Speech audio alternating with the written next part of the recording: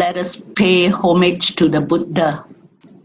Namo tassa bhagavato arahato samma sambuddhassa. Namo tassa bhagavato arahato samma sambuddhassa. Namo tassa bhagavato arahato samma sambuddhassa. Let us take the three refuges.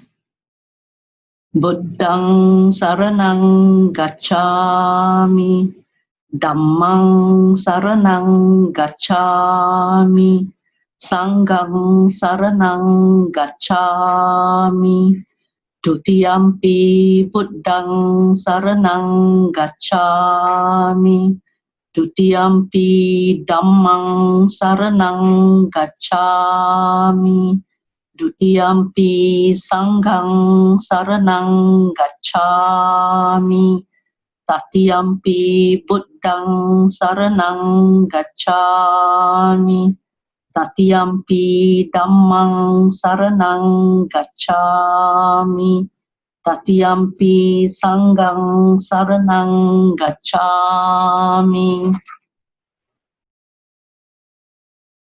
Okay, we shall now chant the verses to observe the 5 precepts. Panatipata veramani sikkhapadang samadhiyami. Adinadana veramani sikkhapadang samadhiyami. Kamesu miccācara veramani sikkhapadang samadhiyami. Musavada veramani sikkhapadang samadhiyami. Sura meraya majja pamadatthana veramani sikkhapadang samadhiyami. Sadhu, sadhu, sadhu. A very good morning, brothers and sisters, uncles and aunties, friends. How are you? I won't be able to hear your replies as this talk would have been recorded a week earlier, but I sincerely hope that all of you are well and healthy, physically, mentally, and spiritually, as we journey together through the current challenging period. My name is Eugene, and I would like to thank Buddhist Fellowship for inviting me to share on my reflections and learnings from my journey through the COVID-19 pandemic so far. We are now 6 months into the pandemic, and that is, of course, a microscopic view of the coronavirus that is causing havoc around the world. In Singapore, we have been through 2 months of circuit breaker, and we are now at the second stage of our exit from the circuit breaker. I'm sure that all of you will agree that our lives have changed in so many ways that we would not have imagined previously. For example, 6 months ago, I would never have imagined that I will be speaking to you today, sitting in front of my computer screen. The changes that we have experienced are not always comfortable. It is probably fair to say that most of us have suffered in more than one ways, and each of us have our own unique journey through this pandemic. My journey is probably no more special than yours, but perhaps we can reflect together and learn from each other's experience. Yes, we are all in different boats in the same rough sea, rather than us being together in the same boat. Yet, I believe there are many similar learning points, and I'm sure many of you will agree that with the right mindset, COVID-19 can be a positive, transformative journey. We can all be better human beings through this experience.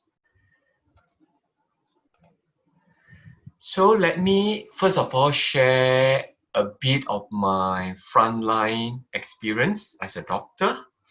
For those of you who know me, I'm an ENT doctor at Tan Tock Seng Hospital, and right next to Tan Tock Seng is the National Center for Infectious Diseases, or more commonly called NCID. To provide some background, the NCID is a 330-bed hospital specially built to strengthen Singapore's capabilities in preventing and managing infectious diseases.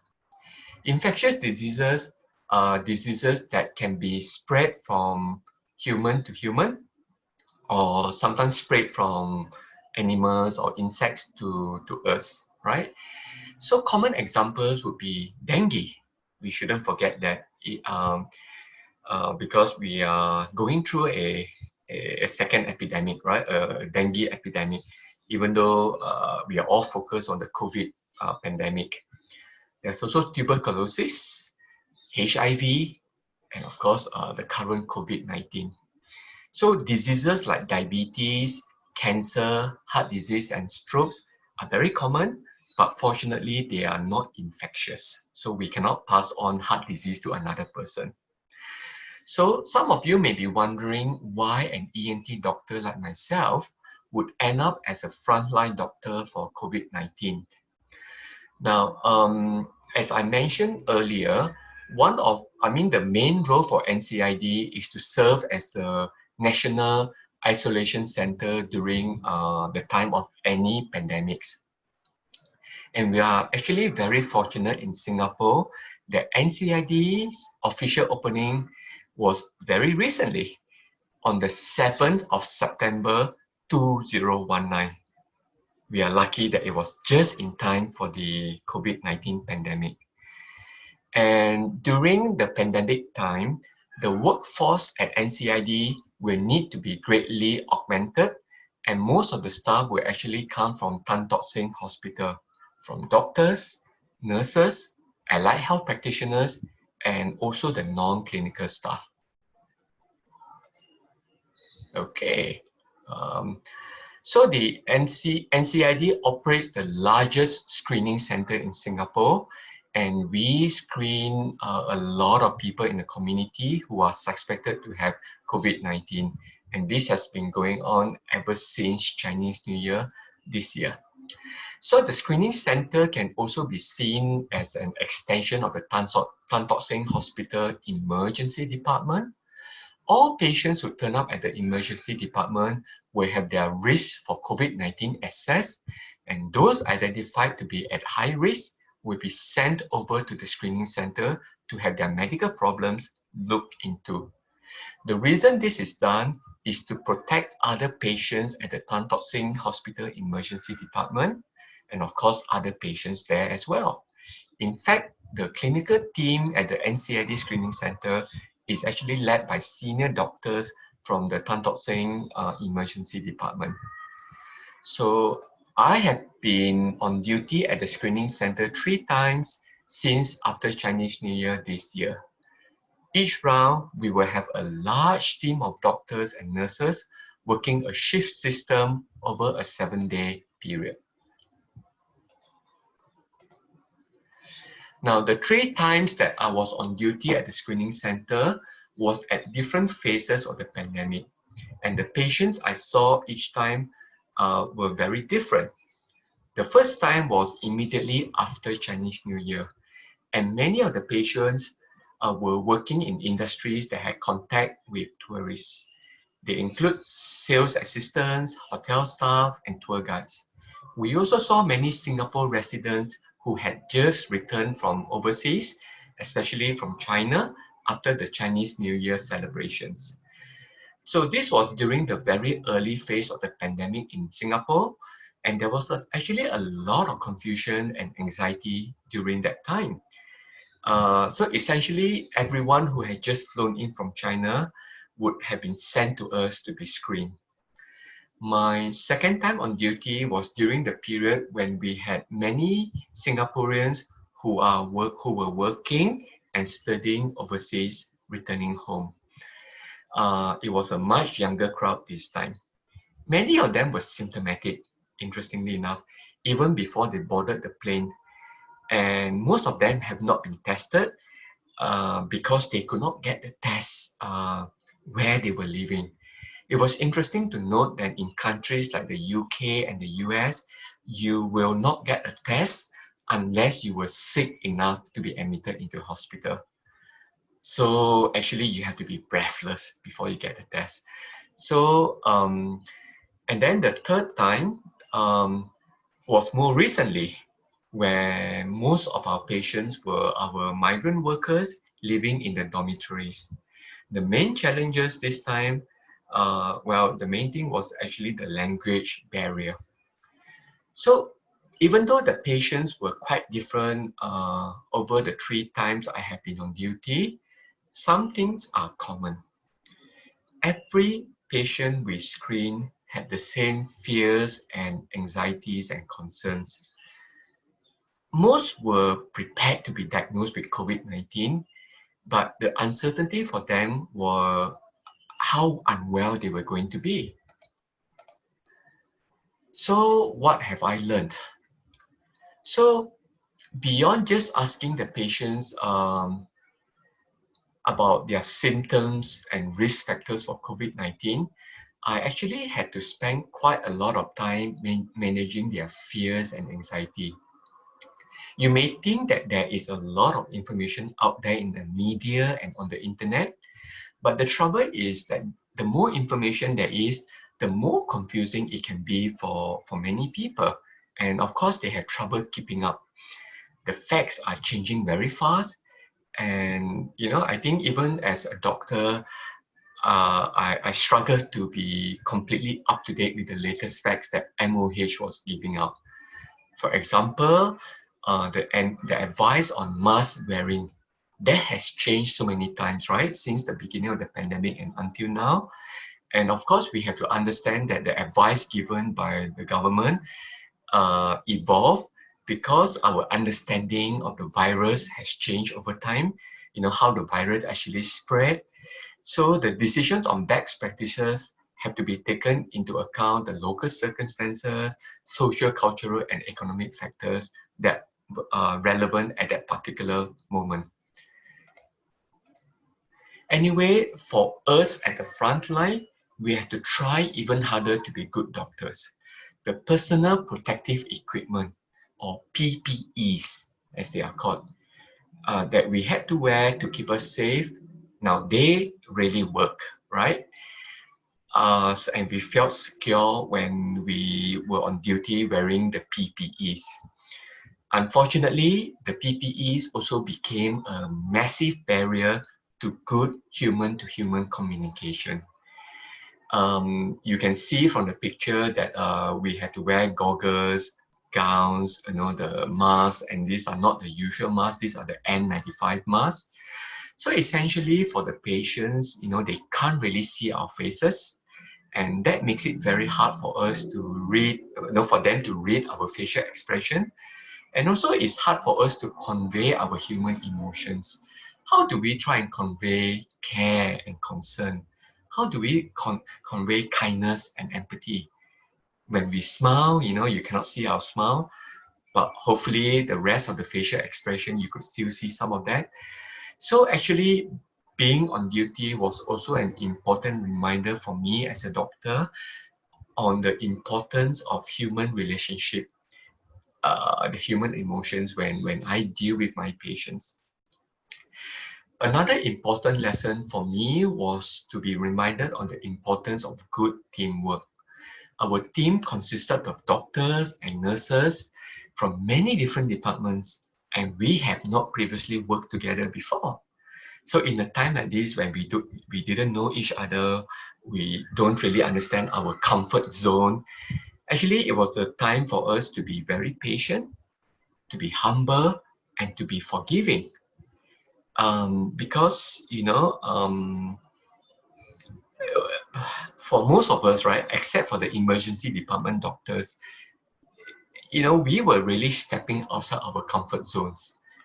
And the patients that we saw, you know, they didn't come to see us just because they have symptoms of COVID-19. We saw patients who had to be seen in an emergency department because they had other medical problems as well. So during my time there, we diagnosed patients with appendicitis, patients with head injuries, patients who were unwell for other reasons, those who were having problems with the high blood pressure, those who were having problems controlling their diabetes. So yes, it's quite humbling to be out there, and I think I've just showed pictures of our non-clinical staff as well, and I think the teamwork extended to beyond the clinical team members. Many of my colleagues asked me what was the most important lesson that I learned from being at the front line, and without hesitation, I would say gratitude. Gratitude because I felt that there are just so many things for us to be grateful for. As I said earlier, our team not only consisted of clinical staff who were looking after patients, but we were supported by so many others, like the housekeeping staff, the catering staff who ensured that we were well fed during our shifts, the porters, the laboratory staff who had to analyze all the throat samples that we sent to them, the ambulance drivers, security staff, and many, many, many other people. And we mustn't forget that those of us who were on frontline duties, we were only able to do so because we had many other colleagues who had to cover our regular works and duties back in our respective departments. And yeah, and of course, we mustn't forget our family members who would have supported us through, these difficult times. And of course, I'm also grateful to the many messages of encouragement from people in the community, strangers that we have never met before. We have received thousands and thousands of thank you messages, thousands and thousands of thank you cards, and also many gifts from individuals and corporations. It was interesting that during some of the shifts, the freezers in the pantry were full of very nice ice cream, Haagen-Dazs, for example. So of course, we had to be mindful and disciplined not to overeat the ice cream until we get sore throat, as we would not be allowed to go on duty if we have any symptoms at all. Excuse me. So I suppose there were many other things that I have learned to be grateful for. In particular, I have to say I was very grateful that there were enough PPEs to all the frontline staff so that we were all very well protected.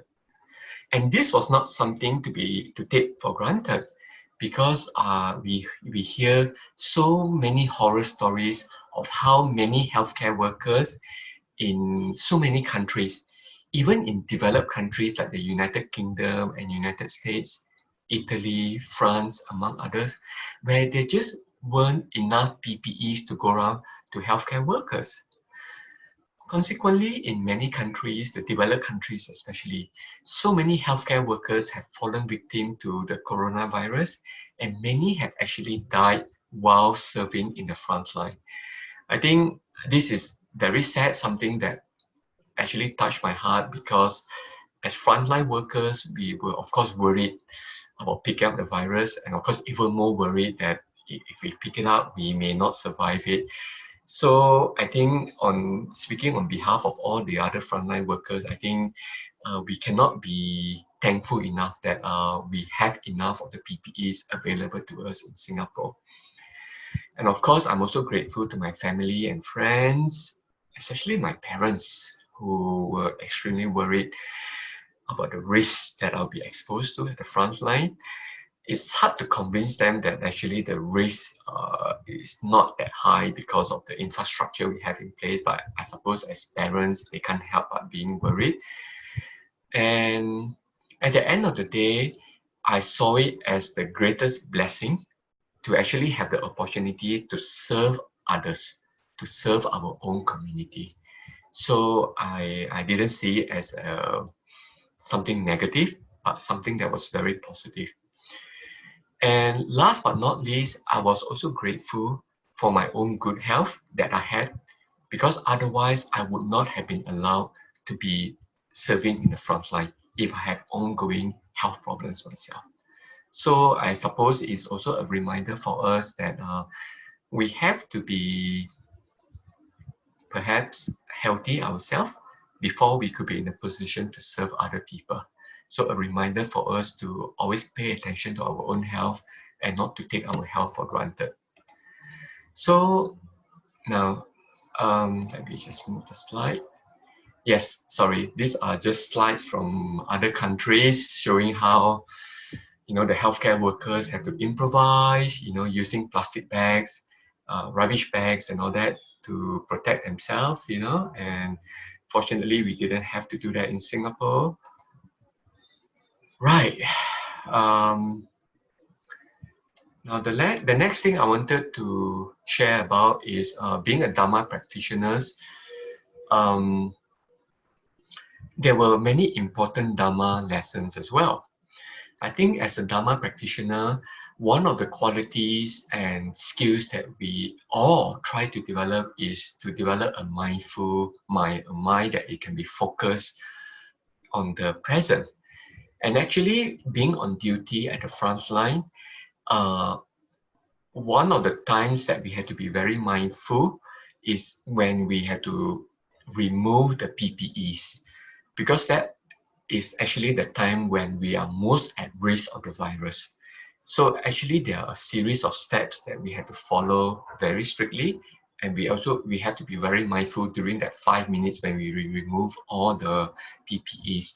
So it was a good opportunity for us to practice mindfulness and to remain calm.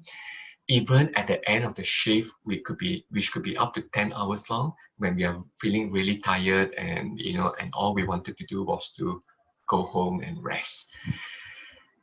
And I suppose other Dhamma lessons is I also learned that all of us as human beings, we have more in common than our differences. All the patients I saw, regardless of their nationality, have the same needs. We all have the same need for food, shelter, and medicine. These are the very basic things in life. We all have the need to feel safe and healthy. We have the need for others to understand and comfort us when we are down. And we also have the need to feel connected to our loved ones. And of course, they have the same fears as well. The fears will include losing our freedom and losing control of our lives, being away from our loved ones, the fear of falling ill, and of course, the fear of dying. And of course, other lessons as well. We mustn't forget that COVID-19 had a profound impact on the wider world, the wider society. In fact, there wouldn't be any community or country in the world that have not been affected one way or another. Virtually all countries in the world have had to implement lockdowns or circuit breaker in one form or another. And of course, the economic impact is profound. And Singapore has entered recession, and I think for the rest of the year, there wouldn't be any economic growth at all. And the forecast from the economists is that they are anticipating that we will enter the worst economic depression in living history. And I think it's important that we must not forget that during economic downturns, it's always the poor who will suffer more, right? Many people have lost their jobs. And those who have kept their jobs have to contend with reduction in incomes as well and change in job roles. So I think we mustn't forget that, many people in the community are suffering economically, if not health reasons as well. And we must not be blind to what's happening out in our community.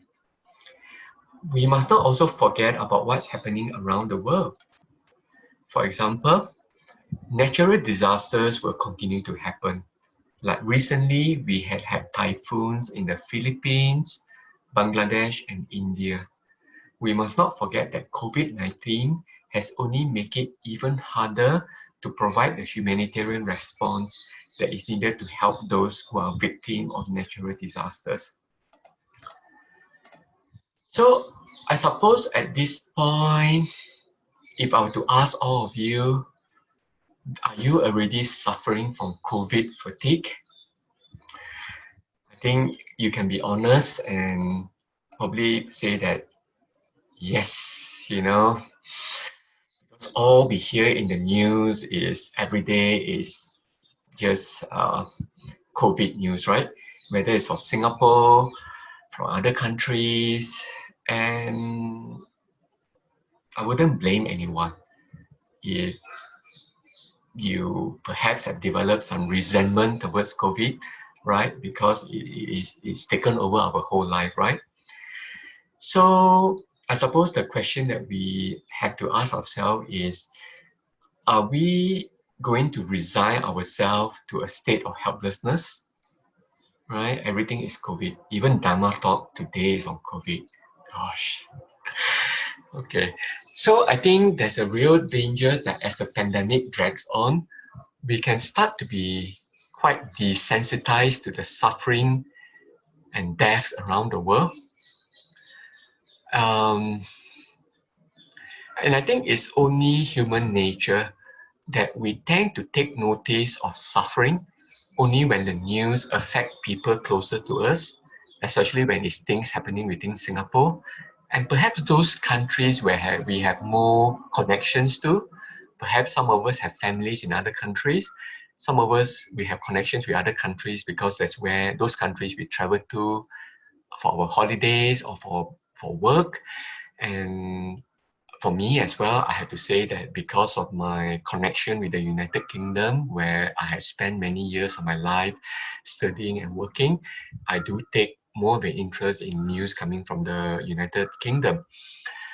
So I think there is a real danger that we can gravitate towards this profound sense of hopelessness and helplessness to all the suffering in many parts of the world. And the reason we can feel this sense of hopelessness and helplessness is perhaps because we may feel that we have zero influence on what happens in other places in the world. And I think that's probably true. What can we actually do to reduce the high rates, community of patients and also the death rate in certain countries? We may feel that, yeah, there's nothing we can do, right? And after a while, we become very numb, right, to the numbers that we hear in the news. Like now we are, around the world, we are fast approaching 10 million cases and 500,000 deaths. And by the time, a week from now, when you hear this talk, the numbers will have climbed even higher. And it's too easy to forget that behind every single number, there is a human life. And with this human life, there are family members, loved ones who have to suffer when the person with the COVID-19 is sick. And of course, if this person were to pass away, the suffering will be even more, right? So, and of course, as I said earlier, with COVID-19 holding the limelight, it'd be too easy to forget the many other ongoing issues in the world that have been around for a long time and that is not going to go away. We must not forget that many, many other people around the world suffer and die every day from poverty, hunger, and ill health. And the economic impact of COVID-19, if you think is bad enough in Singapore, for the developing countries, for the really poor countries, is really going to make the human suffering even more. Many governments as well are having to shift resources to fight COVID-19, and they have to put on hold all the other public health issues childhood malnutrition, sanitation. These problems are neglected now.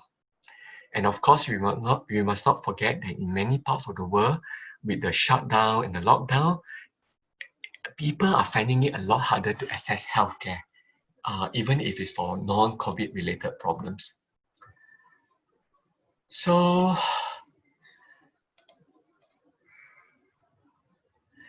right, things may seem pretty depressing, right? And especially with all the examples I've given earlier, but I can assure you that there are plenty of silver linings in COVID-19. And that's the reason why I'm giving the talk today. Because if I just focus on all the negative things, by the end of my talk, gosh, you're going to be feeling even more depressed than before. And that wouldn't be the desired outcome from my sharing today. So I think one of the silver linings, right, that we can perhaps rejoice in is that many of the ongoing human-to-human conflicts in the world have come to a pause. At the same time, it's unfortunate that it has to take a major public health crisis and a major pandemic and a major economic depression to make mankind realize that helping one another is infinitely better than killing one another. The other silver lining is that we have gotten a very precious glimpse into a world that can be much better, a world where there can be much less pollution. The economic slowdown with less travel, less consumption has meant that for the first time in hundreds of years, carbon dioxide emissions had temporarily dropped in many parts of the world. And then we need to ask ourselves, can we make the clean air that we have experienced a lot more permanent? Can we have less burning of dirty fuels like coal? The skies have been much clearer and the air has been much cleaner in many parts of the world. Nature had a chance to heal. If you look on the slide on the left, that shows the level of nitrous oxide, which is a major pollutant, and showing the difference between the beginning of January and coming to the end of February, where virtually in the entire China, the level of this very polluting nitrous dioxide has dropped. And then on the right, there are pictures taken from India, where in the northern cities, they could, for the first time in living history, they could see the beautiful sights of the Himalayan mountains in the far away distance. We must not forget that India and China are two of the countries that have experienced some of the worst pollution and air quality, and actually millions of their people suffer and die every year from this pollution, right? But these are also countries that are developing fast, and a lot of the pollution is related to the economic activities to drive their development. So within Singapore, COVID-19 has also forced us to open conversations on how we should reconfigure our economy. For too long, our economy has just been too dependent on unconstrained consumption. We are used to a life where we just buy, and buy even more. And we eat, and eat even more. And with all the things we buy, all the packaging, even for food now, right? Because of all the takeaways, we have gotten used to having a culture of just throwing things away. So we consume and we throw a lot. And of course, during the circuit breaker as well, the dramatic increase in waste with all the takeaway food is certainly not something that we should be proud of. Hopefully, we will be reflecting on, taking the responsibility and also experiencing the inconvenience of bringing our own containers when we buy food from the stores and restaurants. We really need to, as a Singapore community, sit down and reflect, right? on what are the opportunities to make our economy more sustainable and more eco-friendly. You know, Singapore should be venturing into high-tech green technology like green energy, electric cars, and recycling.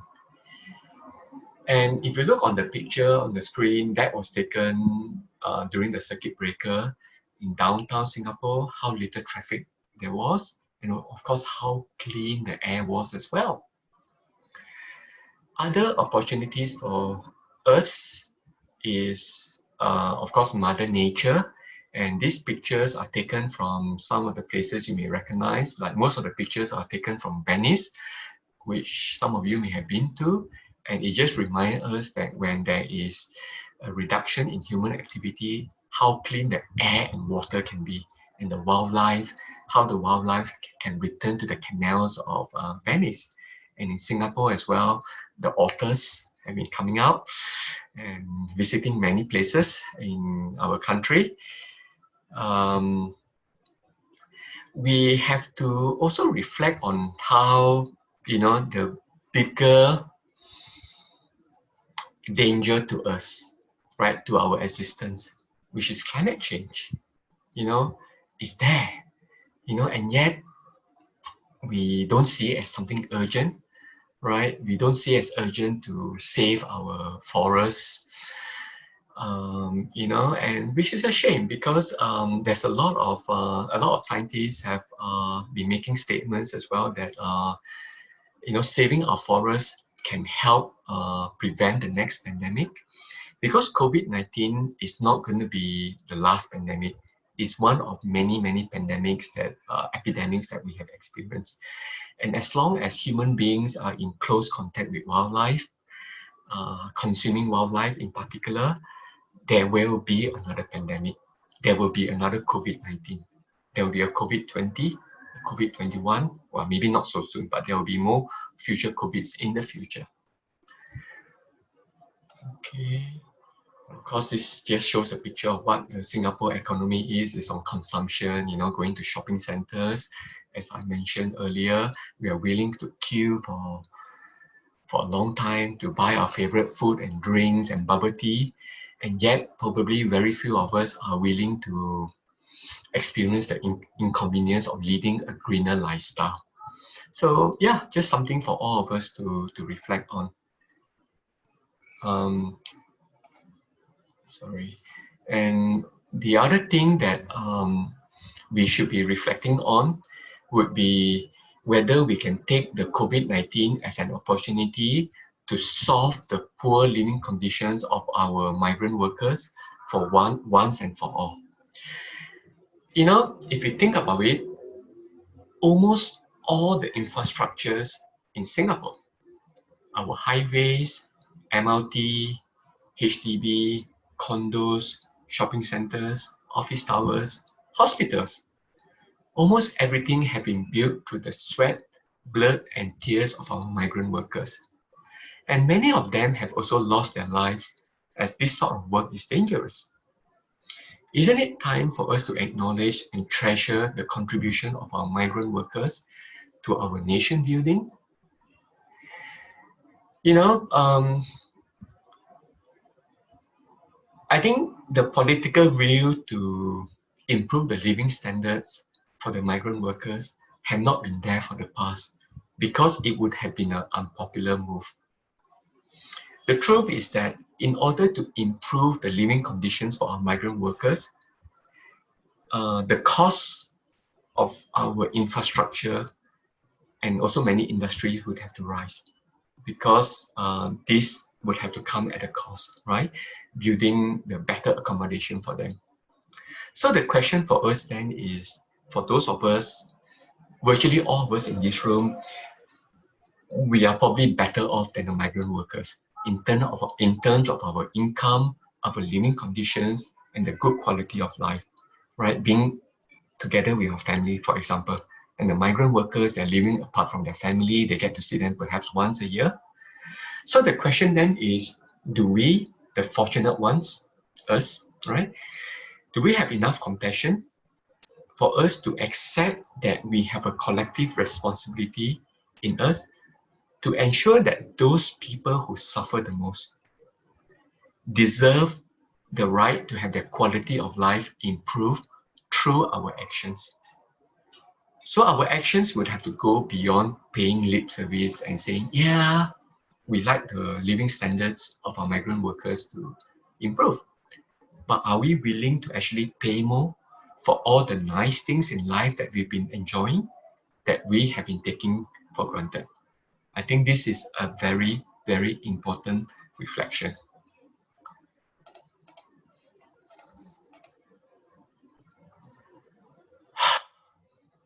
So other Dhamma learnings as well.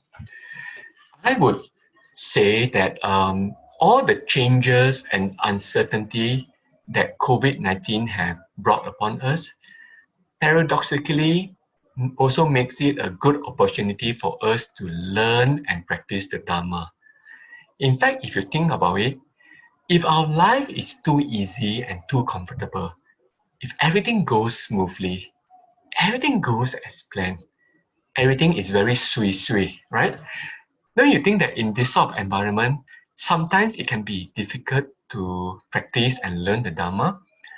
Because I think the truth is that we have to experience and notice suffering, whether in ourselves or others, before we can reflect on the truth of the Dhamma. And that will then spur us to practice, right? And try to live by the life according to the Dhamma principles. So I think one very, very crucial thing for us to reflect on during COVID-19 is the context of this concept of collective responsibility and collective action.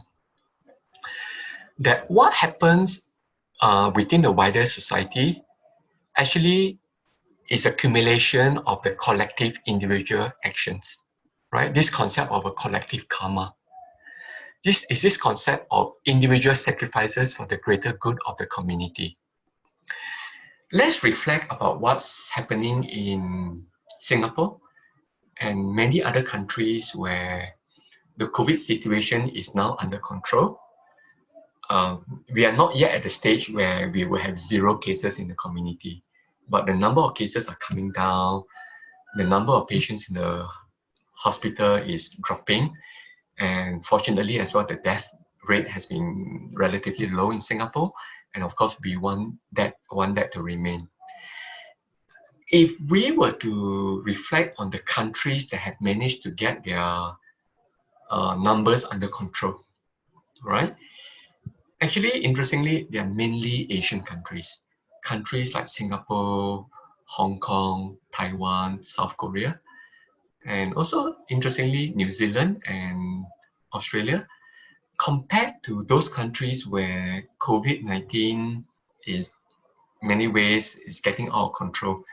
In those countries where the death rate have been very, very high and continue to be high, that tends to be mainly the developed countries like the United States and United Kingdom. I do wonder whether the social cultural aspect of things may explain some of the differences. Would it be fair to say that in Asian countries, generally we have more of a sense of responsibility to the community, a sense that human rights is not just our own personal freedom, but the right of our community, of our neighbors, our friends, the vulnerable people in society. They also have a right to be safe as well. And so actually our Asian way of thinking is very much along the Dhamma teachings, right? Where our actions should not be just for us, right? It has to be the wider good of the community. Versus, I suppose, in the West, where I have lived for many years, the concept of human right is more about personal right, personal freedom to do what we want. And the rights of the community is a secondary thing. So I do wonder whether this may explain the big difference in the rate of infection, the cases, and the death rates, you know. But that aside, I think is a reminder to us to practice Dhamma in a way that will not only benefit ourselves, but benefit society in general. Okay. Another Dhamma learning for me is to realize that what the Buddha Dhamma has been saying all along is true. That life is full of impermanence and uncertainties, and that change is actually normal, right? Just look at how much our life has changed in the last few months. Also, the other things for us to learn and reflect on is that the truth is that there are indeed many things beyond our control, and hence this should also be an opportunity for us to develop our wisdom and our resilience about the truth about our lives, right? About the world. We should also learn to be kinder and more empathetic towards others, because often we don't know the suffering that other people are going through. We don't know about the worries that they have, right? And they may be looking after family members who are unwell. They may be worried about their job. They may be worried about putting food on the tables. So sometimes when people are mean, people are rude, people are perhaps unkind to us, let's not be unkind back to them. Let us just be caring and show compassion and empathy to everyone around us, regardless of whether they are nice to us or not. Yeah. And as I mentioned earlier, we must not forget to count our blessings. And of course, when we count our blessings, we are grateful for what we have. It's important for us to be more forgiving and to complain less, and not to keep complaining about the things that we don't have, right? We must not forget to give thanks to all the essential workers, especially during the circuit breaker period, where they have kept our country going. And essential workers are not just healthcare workers, but everyone out there who have to provide the minimum services to keep our society going, functioning. This would include what? Taxi drivers, bus drivers, food and internet delivery workers, the policemen, right? Many others, the people who clean the street and all that. Sometimes some people are cynical and say, oh, the essential workers, they are lucky. They get to work during the circuit breaker. They get to have an income. Lucky them. A bit unfortunate if you have that attitude, because we must not forget that because they're essential workers, they are very much exposed and their risk of getting COVID-19 is very much higher. Okay. And earlier I said that this collective responsibility as a community, one important Dhamma learning as well is for us to accept that we have to make personal sacrifices for the benefit of the greater good. For example, wearing masks, even if it might be a bit uncomfortable, staying at home, not being able to go out and enjoy the activities that we used to enjoy, eating out in nice restaurants, right? Going to shopping malls, gathering with friends. Yeah, so as we make these personal sacrifices, we should reflect and say that we are making the sacrifices not just to protect ourselves and our family, but to protect others and doing our part to flatten the curve and get COVID-19 under control. And I think we can congratulate ourselves because the sacrifices that we have made during the circuit breaker, we have really flattened the curve and we have brought the rates under control to the extent that we are reopening. And guess what? It's safe enough for us to have a general election. Okay, I meant that in a good way, right? I think we should thank ourselves, pat ourselves on the back that our sacrifices have meant that our economy has reopened again. But we must not forget that if we let our guard down, the number of cases could of course rise again, and then there could be further shutdowns in the future.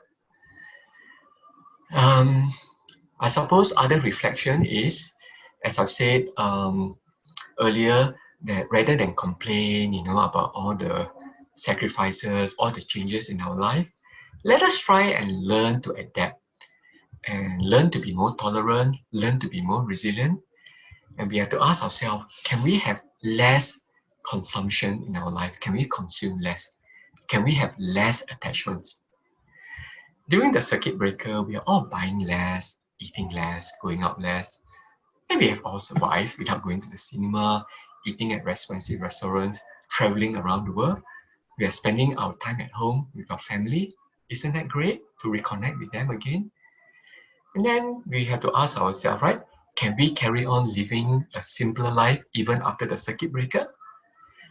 Should we not reflect on what our true basic needs in life are and lessen all our wants and desires? So, how else can we transform our lives for the better, right? You know, so many people, as I said, 500,000 people have died from COVID-19. We should remind ourselves how fragile our life is. At the same time, we must really make an effort to try and improve and preserve our health, right? Why is that important? Because improving our health is actually one of the best ways to protect ourselves from COVID-19, right? Because we can follow all the good hygiene practices like regular hand hygiene, safe distancing, wearing masks in public and workplaces, but there's never going to be 100% guarantee that we will never get COVID-19. Hence, one of the most important ways to protect ourselves from COVID-19 is to ensure that we maintain the best possible health for our body, for now and for the future. You can see on the screen that this is a chart from the CDC, Center for Disease Control from the United States, and it asks that, are you at higher risk of severe illness? And that lists out that people with ongoing underlying medical conditions, especially when they're not well controlled, things like diabetes, high blood pressure, high cholesterol, you know, people who are obese, chronic renal disease, kidney disease. This would put you into a more vulnerable group, right? So we have to ask ourselves, should the worst happen and we get COVID-19, do we want to be one of those who are asymptomatic or minimally symptomatic? Or do we want to be one of those who end up in intensive care and suffer multiple organ failure, right? Because the scientific evidence is very strong. Those with multiple poorly controlled medical conditions are more likely to suffer complications from COVID-19. And those with mild symptoms or no symptoms are those who are in better health. Yeah. Other things that we can ask ourselves is, can we make compassion core to our way of life? You know, we have seen how we are willing to sacrifice all the things that we used to enjoy. Can we continue to make sacrifices in our life? Especially if those things are not the essential things in life. And to make these sacrifices for our benefit and also for the benefit of others. Can we make changes to our life, way of life, so that there's actually less suffering and less deaths in the world? You know, something for us to ponder on. Can we make changes in our lives so that we can better protect our environment, so that our next generation can inherit a planet that has a better future? As I said earlier, we are all focusing on COVID-19, but actually the greatest threat to human beings, the greatest threat to our existence on this earth is climate change, right? So, what is the one thing, is there any one thing that we can do to achieve all those aspirations, including improving our health? If you look on the screen again on the right hand side, let's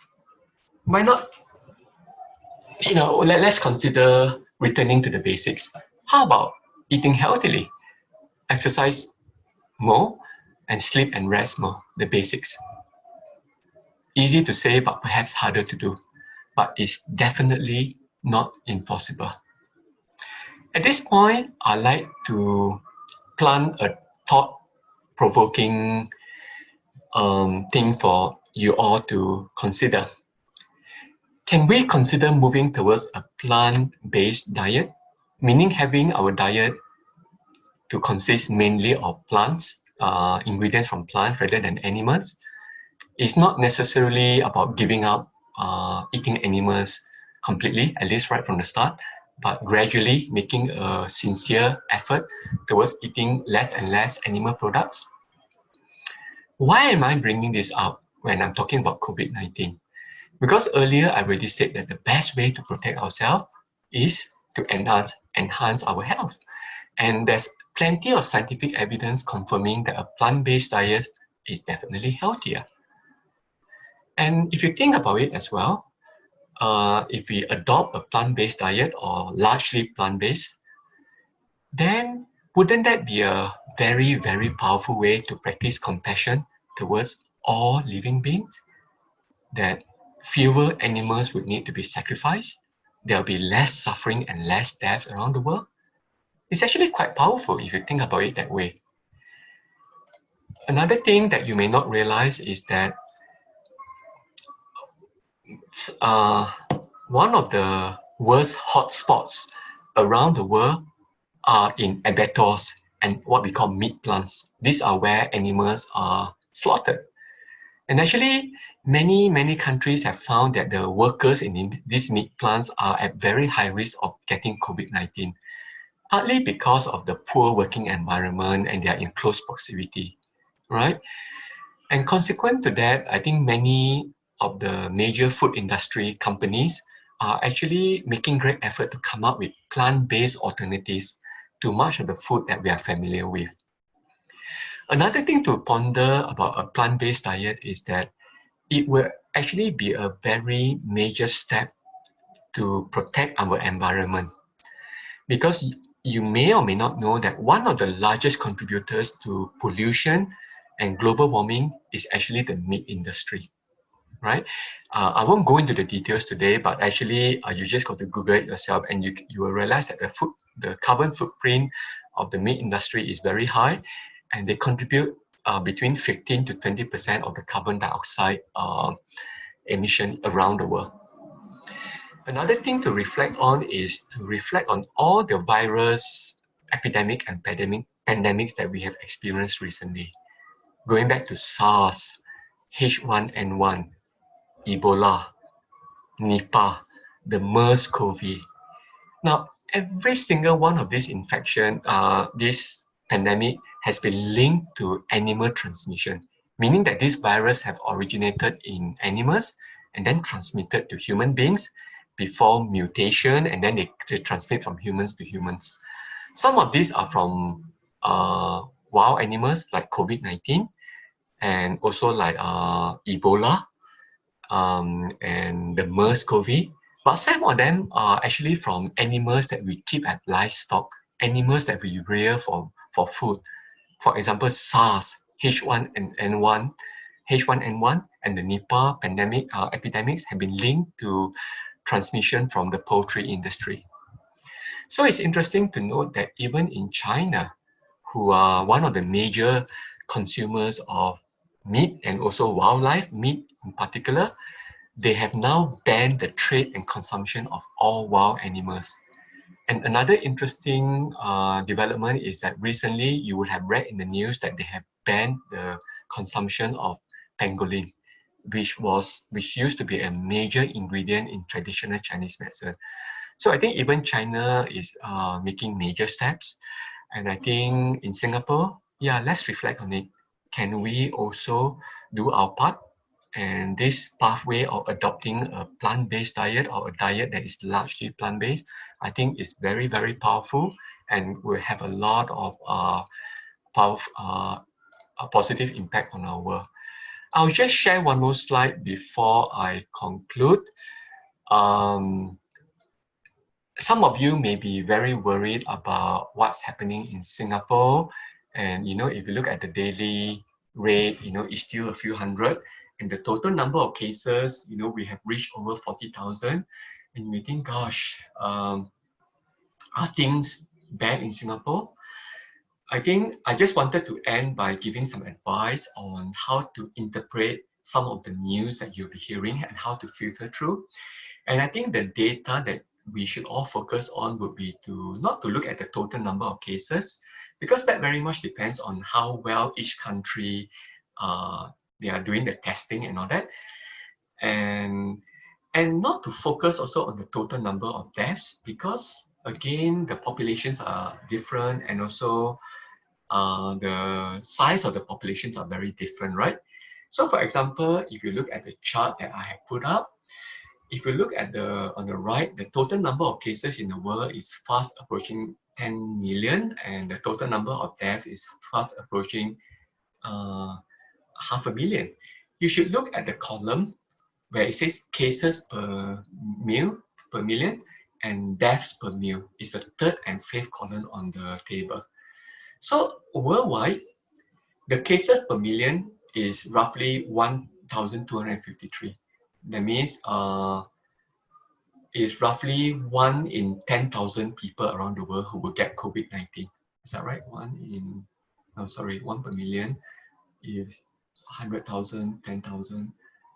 No, sorry, it's higher than that. Sorry, my maths is a bit poor. So if it's like 1,000 cases per million, then it should be, yes, 1 per 1,000. So our risk around the world of getting COVID is about 1 per 1,000. And then the death per million, fortunately, is much lower, 63 per million. Yeah, or 6 per 100,000, 0.6 per 10,000, and 0.006 per 1,000. So actually, if you look at the numbers from the United States, they have the largest number of cases in the world, 2.4 million, and the total number of deaths, 1/4 of a million. But if you look at the cases per million, 7,000 per million, and deaths per million, 368 is high, but actually it's not the highest in the world, because interestingly, is this small country in Europe, Belgium, that has one of the highest death per million rate in the world. Unfortunately, it's nearly 1,000 per million. So that's in Belgium, right? So with that in context, if we then look at the numbers of South Korea, China, Taiwan, and Vietnam, we can see that in these Asian countries, our cases per million and death per million have remained low. Even in China, the death per million is 3.22. Right? As I said earlier, I'm not trying to reduce the significance of this death rate, because every death, is a real human being, and of course there's a lot of suffering. But just as I've said, for now, I'm just trying to put some perspective.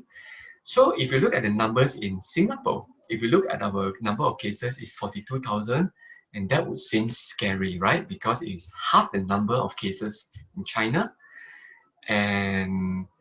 But I think the important number to look at is the death per million, where in Singapore, they have kept it relatively low. It's 4.44, a little bit higher than China, but actually lower than South Korea.